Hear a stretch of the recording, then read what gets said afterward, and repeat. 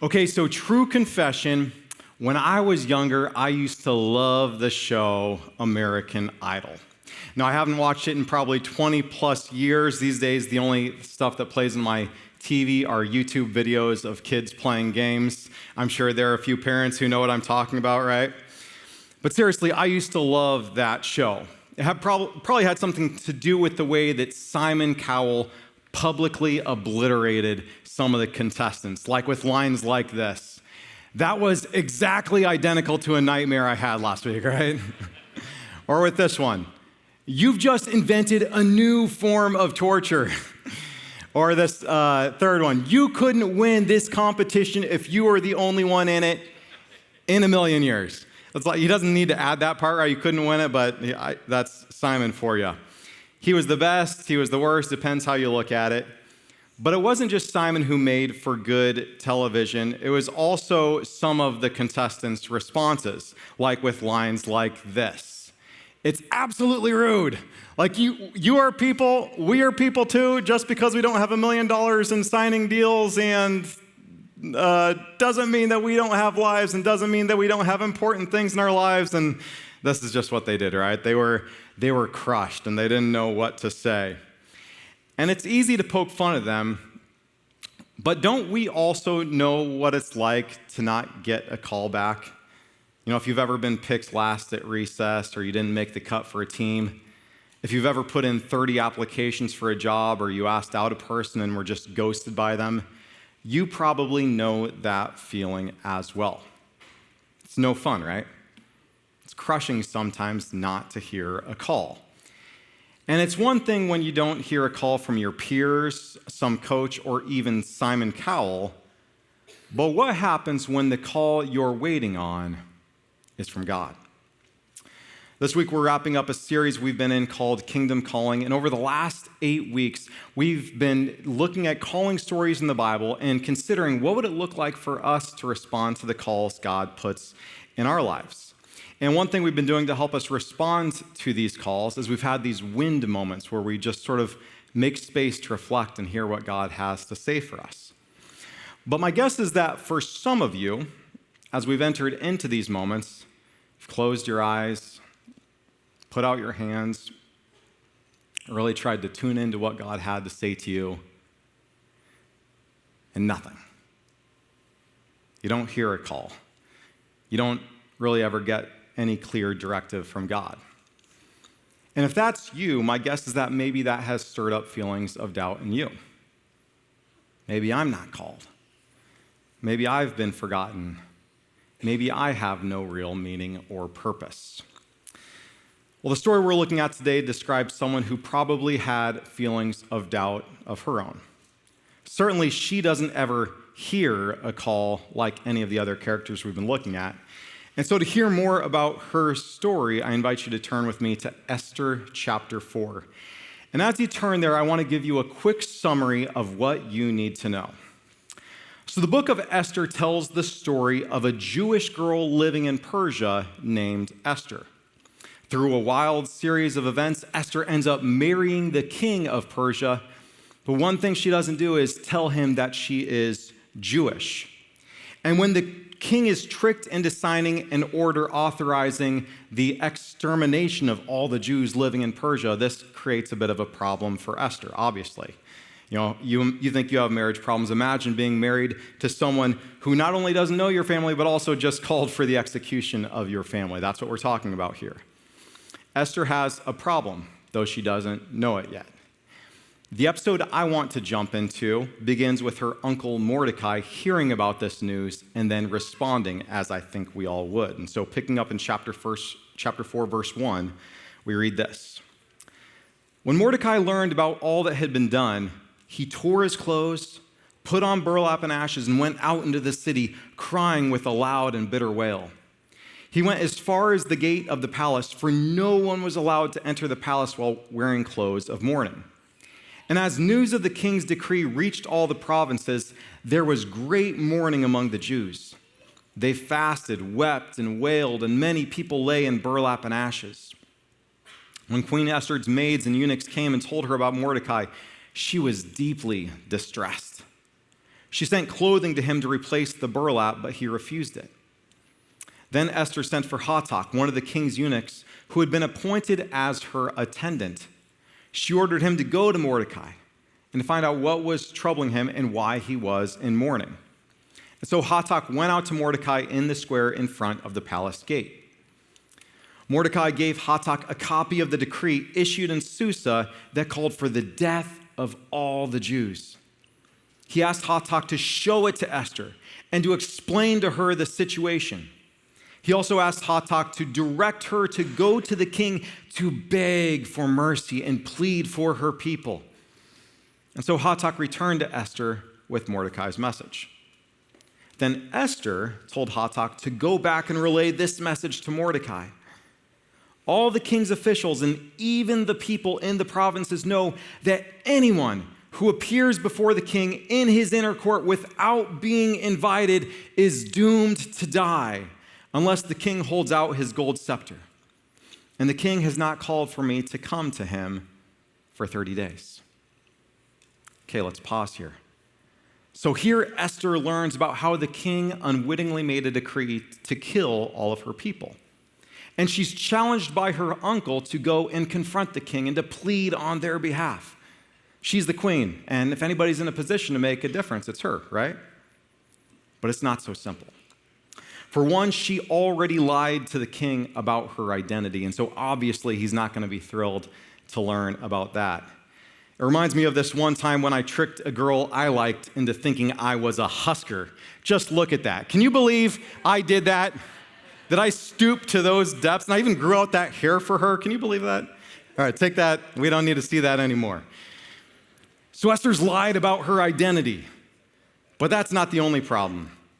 Second, if she was to reveal her Jewish identity to the king, it would make her susceptible to the same decree that would kill all the rest of her people. And then third, as the text points out, anyone who appears before the king in his inner court without being invited is doomed to die. And she hasn't been invited. And so Esther has a decision to make. She could plead for her people but risk her life, or she could play it safe. Go on hiding, but watch along as all of her family and all of her people are put to the sword. And isn't that what this whole series is really about?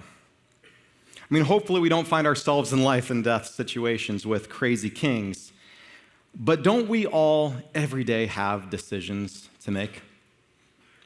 Truth is, this is the nature of faith. Faith isn't a one-time yes, it's an everyday yes. It's a decision we make each and every day to say yes to whatever God has for us that day. And some decisions are simple, like put on that Husker shirt for the girl you like, right? Maybe not simple. But then some decisions are tough. And one thing that can make decisions tough is we don't always have the clarity we would like. We don't know how things will turn out if we take that step in obedience. We don't know what the future holds if we decide to take that risk. And not just that, but we don't always get the unmistakable prompting we would like. Throughout the series, I imagine that some of you have been sitting out there in those moments and just wishing, man, I wish I could hear a call from God just like all these people in the Bible seem to be getting. You know, I wish I saw a burning bush. Then I'd say yes for sure. I wish I heard God speak from heaven. Go leave your family and everything you know and go to this land I've never told you. It'd be tough. But if I heard God speak, then I would do it. I wish I heard God say, go to Nineveh, no matter how scary that might be. I wouldn't want to do it, but if I heard God speak, then I would say yes. Hearing God's audible voice would be nice. Then again, Esther didn't hear God's voice. I don't know if you've noticed, but in our reading so far, we haven't heard God speak. Not just that, but we actually haven't even heard God mentioned. And that's not peculiar to this part of the book. Actually, it's a feature of the entire book of Esther. none of the book of Esther ever mentions God either by name or by title. It's the only book of the Bible to never do this, to never mention God. And when the Bible was being put together, it actually made people question whether Esther should be included in the Bible. I mean, what does a book that never mentions God have to teach us about God? Well, actually, it teaches us a lot. It starts with the name of the book and its central character, Esther. Esther is a Persian name that comes from the Mesopotamian goddess Ishtar, which I find fascinating. But that's not why I bring up her name. I bring up her name because when her Persian name is brought into the Hebrew language, it looks and sounds like exactly how you would say the Hebrew words, I will hide. Esther is not a Hebrew name, but when it is read and said in Hebrew, this is what it sounds like to a Hebrew hearer, I will hide. And I think this is significant because this is exactly how God is portrayed in the book. He's hidden. He's nowhere to be found. He's not even mentioned. In this way, Esther's name, which is the book's name, foreshadows what we find inside the book, or really what we don't find, which is God, because he's hidden. And this is the genius of the book, because hidden is not the same as absent. Just because someone is hiding doesn't mean they're not there. And in Esther, even though God is never mentioned, even though he is hidden, as you read it, you get the sense that there must be some unseen force behind the scenes guiding things to their intended end. And we can see this if we keep reading. Picking up in Esther 4:12, it says this. Mordecai sent this reply to Esther. Don't think for a moment that because you're in the palace, you will escape when all other Jews are killed. If you keep quiet at a time like this, deliverance and relief for the Jews will arise from some other place, but you and your relatives will die. Okay, pause. Did you notice that? What did Mordecai say there in the middle? He said, deliverance and relief for the Jews will arise from some other place. Well, what's that other place? What's going to give relief and deliverance to the Jews? Mordecai doesn't spell it out. He doesn't say what it is explicitly. I mean, he could say God. He could say that God has had the habit of saving the Jews in the past and then he can do it all over again. But he doesn't say that. And why? Because that would betray the point the book is trying to make, which is this. Just because you don't see God appearing doesn't mean God isn't working. Just because you don't hear God speaking doesn't mean God isn't calling. Sometimes God calls from the mountain. Sometimes God calls from burning bushes. Sometimes God calls from the host of heaven. And sometimes God calls through the ordinary unfolding of events, through God orchestrating things behind the scenes. And so Mordecai concludes, who knows if perhaps you were made queen for just such a time as this. Of all the call stories we've been looking at in this series, I feel like Esther's story is the one that hits closest to home for me because if I'm telling you guys the truth, I've never heard the voice of God. I've never heard what I can say for sure is the audible voice of God speaking to me. And maybe that's surprising to hear a pastor say, but it's true. You know, I've often heard church leaders say, God told me such and such. And the skeptic in me is like, do you really hear God say that? Or are you just saying that God said that? Probably says more about me than it says about them. But honestly, I don't love it when preachers get on stages and say things like that because I think for the person who's unsure about faith, I think for the person who is new to faith, or for the person who, like me, has never heard God's voice, that's confusing. You know, it makes them wonder, why haven't I heard from God? What does that say about me? What does it say about God? And maybe God really has said something to them. Again, maybe I shouldn't be so skeptical, but that's not my experience of God. I've never heard God say anything out loud. And at the same time, that doesn't mean that God hasn't been putting me in places in my life where I can look back and say, yeah, God put me there for just such a time as this. I think about when I was in Bible college. I went to Nebraska Christian College with dreams of being a worship leader. I love music. I'm a creative. I'm really good at dreaming with my head up here in the clouds. I'm not good at getting tasks done or anything, boots on the ground. I need people in my life who can help me do that kind of stuff. But I loved to write music and do things like that. That gives me a lot of energy. I was certain that I was called into ministry, and I had hopes that it was worship ministry. But while I was at school, I just kept getting this gnawing feeling like I was forcing God's hand. Like I was trying to follow God the way I wanted to follow God. Like I was saying yes to a call that I had manufactured and not one that God had actually given me. And not just that, but I kept learning these things about the Bible that made me think, why haven't I heard that? How is it that I went to church my whole life and this is all new to me? I didn't know for sure what to do with that, but it's just something I was noticing. And it all came to a head one night when I was leading worship at this event. And I remember after the set, I just did not feel great about how it went.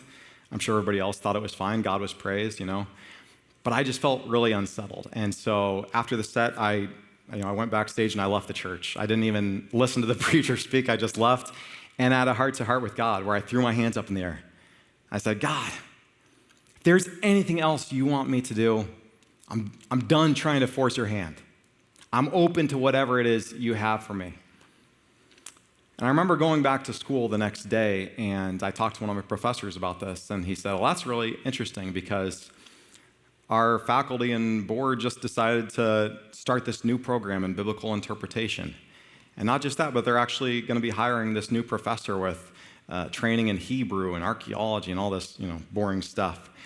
And it wasn't God saying, go do this. And it wasn't clear to me what that path would lead to. But at the time, it did feel very much like for just such a time as this. Or I think about when Rachel and I went from there to grad school in Chicago. Rachel and I went to this school called Trinity, which was one of the leading Christian think tanks in the nation. And we also got plugged in and started working at a church called Willow Creek, which was one of the most influential churches in the nation. It was a very surreal experience being a part of two organizations with tons of influence and a really rich history. But while we were there, I began to notice this disconnect between the two organizations.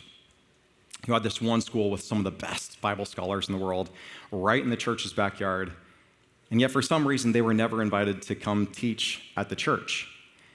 And at the same time, you had this school that was training people for ministry, and right beside it is a church that is doing some of the best ministry in the world. Churches all around the world were tuning in to what Willow Creek was doing and wanted to learn from them. And yet here, this school wasn't inviting Willow Creek to come teach our students how to do ministry.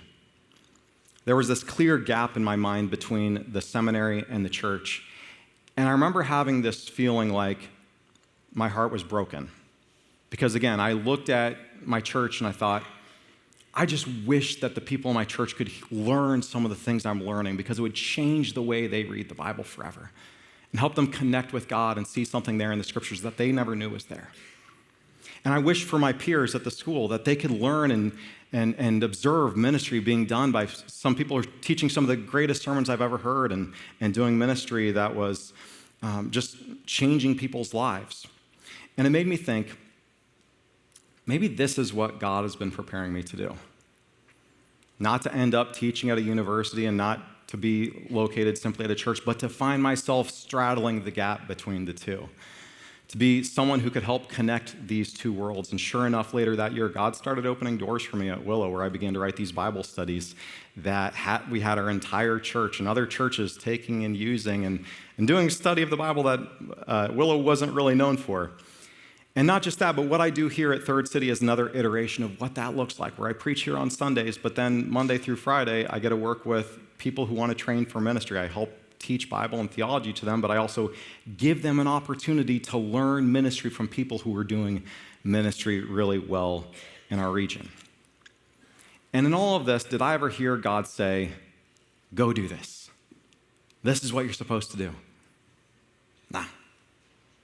But that didn't mean God didn't put me in a place where I was for just such a time as this. And so take it from me.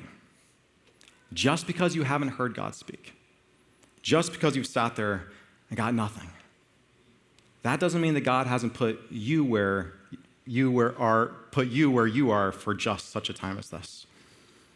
For you, it may be that the gap you notice that no one else seems to be noticing is God calling you for just such a time as this. Or maybe that career detour you still don't understand is God calling you for just such a time as this. Or maybe that new responsibility that you didn't have and you didn't ask for is God calling you for just such a time as this. Or maybe that hard thing that you didn't think you could get through is God calling you for just such a time as this. See, the question isn't whether you're called. Everyone who follows Jesus is called. The question is whether you can see what God is doing in your life. And so what I want to do with the time that we have left is to give you a chance to reflect on what God might be doing in your life. I want to ask you a series of reflection questions that I've adapted from a book called Garden City by John Mark Comer, which, by the way, if you are interested after the series is done, you want to continue to explore what is my purpose and calling in life, I can't think of a better book to recommend, Garden City by John Mark Comer. But anyway, if you have a pen and paper, I encourage you to get that out right now, okay? So we're gonna reflect, and if you don't have pen and paper, get out your phone. This is your invitation to actually get out your phone in church. You can go to the Church Center app. What you'll find in there, if you go to the Sermons tab, you'll find a space where you can actually answer these questions and fill in your notes. And if you don't have that, just get out your Notes tab, or your preferred Notes app, and you can write in your responses to these reflection questions here. But seriously, get these out. We're going to take a few minutes here just to reflect on what God might be calling us to do. And the first question I want you to reflect on is this. What do you love? What are you passionate about and you love to talk about?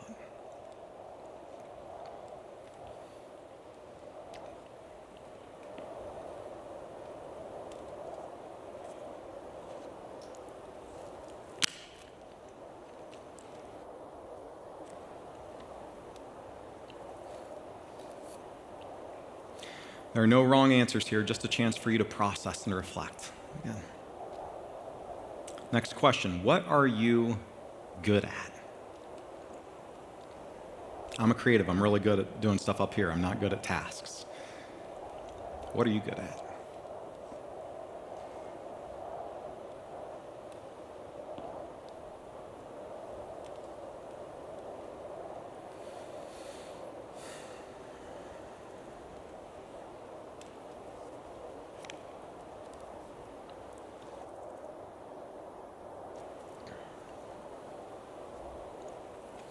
What does your world need?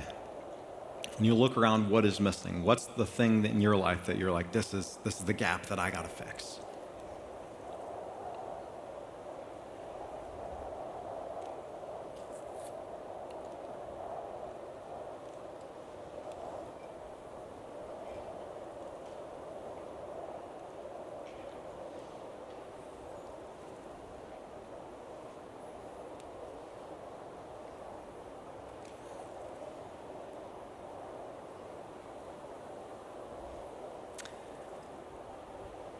Next question, does it make the world a more garden-like place? And by that I mean, does it make the world more like Eden?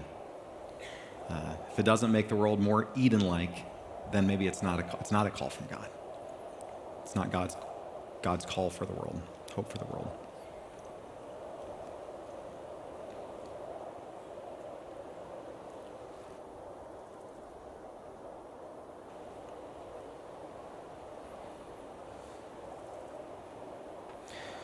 What are the open doors in your life? What are opportunities that God just keeps putting in front of you that you've been noticing?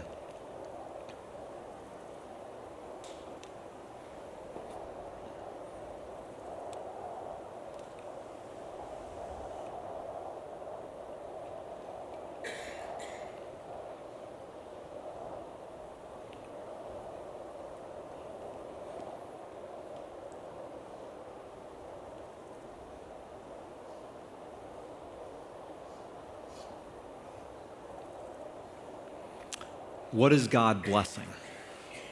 Sometimes we love to pray to God to get on board and bless what we want to do. What is God already blessing and he might be actually calling you to do?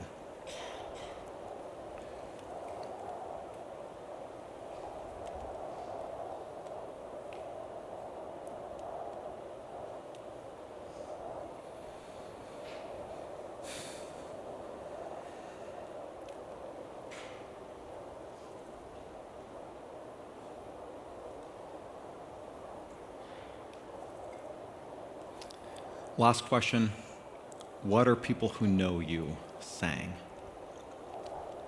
Mordecai said to Esther, you might be called for such a time as this. What would the Mordecais in your life say to you?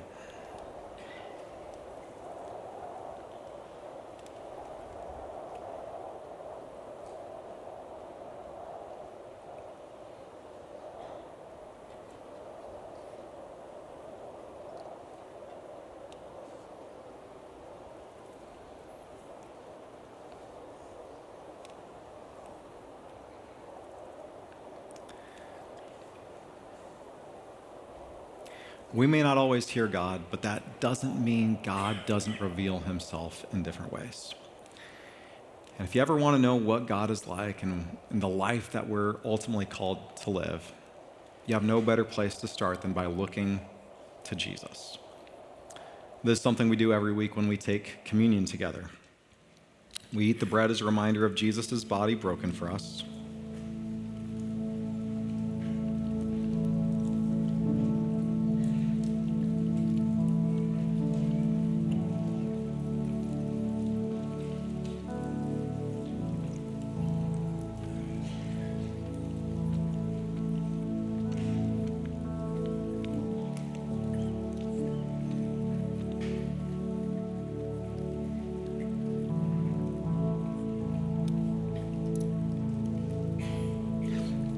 We drink the cup as a reminder of Jesus' blood spilled on our behalf.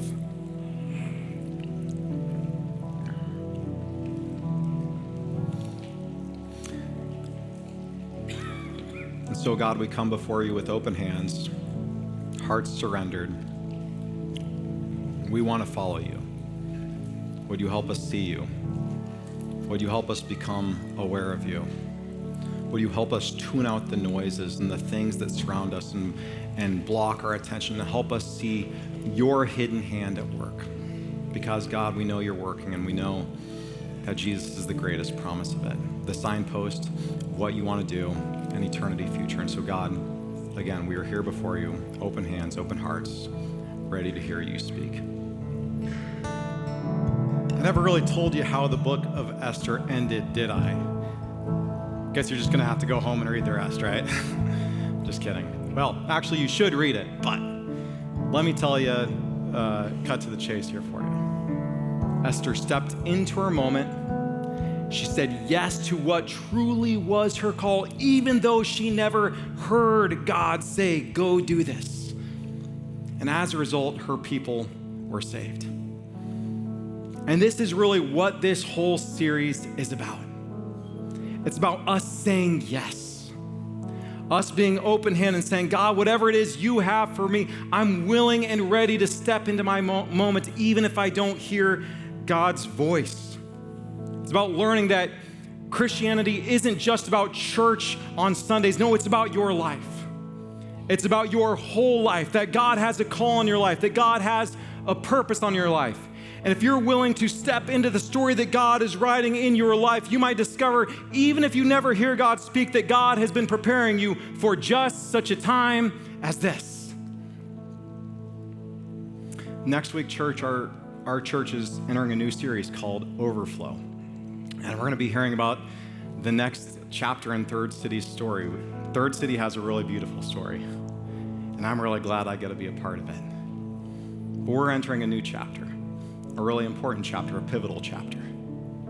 And you have a chance to be a part of it too. And so my prayer is that you'll all be here, that you'll all plug in. Because who knows? Maybe God has put you here for just such a time as this.